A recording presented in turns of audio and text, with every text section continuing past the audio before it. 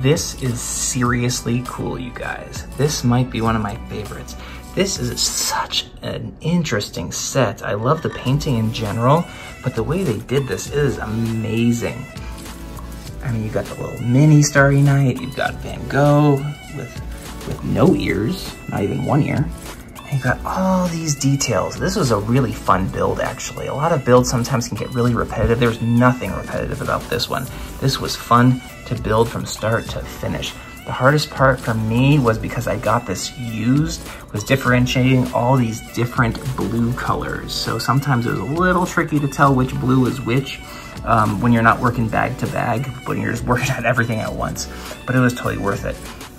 And it makes me think, what is LEGO thinking? Because this is not the only work of art. Like, why aren't there a whole line of painting LEGO pieces like this? You could do Mona Lisa, you could do Dolly's paintings, you could do so many other ones that would look so cool as a LEGO. I don't think that they are doing anybody a favor by stopping here with just Starry Night.